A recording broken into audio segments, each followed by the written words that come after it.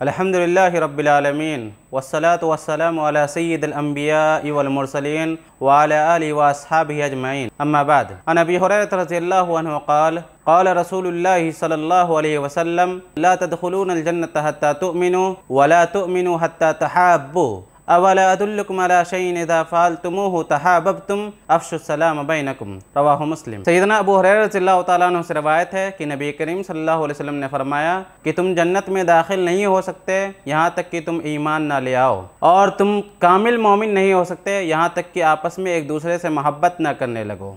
फिर नबी अकरम सल्लल्लाहु अलैहि वसल्लम ने फरमाया कि क्या मैं तुम्हें एक ऐसी चीज़ के बारे में ख़बर ना दूँ कि अगर तुम उसे करोगे तो आपस में मोहब्बत कायम होगी। सहाबा इकराम ने दरियाफ्त किया कि वो चीज़ क्या है, तो नबी करीम सल्लल्लाहु अलैहि वसल्लम ने फरमाया कि अफ़शुस सलाम बैनकुम, आपस में सलाम को आम करो। इस हदीस को इमाम मुस्लिम ने सही मुस्लिम में रवायत किया है। सामईन इकराम, इस हदीस में सलाम की फजीलत बताई गई है कि सलाम से आपस में मोहब्बत पैदा होती है। बंदे मोमिन जब आपस में एक दूसरे से मोहब्बत नहीं करेगा तो वो कामिल मोमिन नहीं हो सकता है। दूसरी रवायत में अल्लाह के नबी सल्लल्लाहु अलैहि वसल्लम ने सलाम की और फजीलत बताई है। एक में है कि सैयदना अबुल बशर आदम अलैहिस्सलातु वस्सलाम को सबसे पहले तालीम सलाम की दी गई। दूसरी रवायत में है कि सलाम करना और सलाम का जवाब देना एक मुसलमान का दूसरे मुसलमान पर हक है। तीसरी रवायत में है कि सलाम करना मुसलमानों का शेवा है, और ये शेवा जो है ये शिआर मुसलमानों का मोमिनों का जन्नत में भी होगा, और इसी तरीके से दुखूल जन्नत का सबब है भी सलाम करना है। इसके चंद आदाब भी नबी करीम सल्लल्लाहु अलैहि वसल्लम ने बताए हैं। सही बुखारी की रवायत के मुताबिक नबी करीम सल्लल्लाहु अलैहि वसल्लम ने फरमाया कि छोटा बड़े को सलाम करे,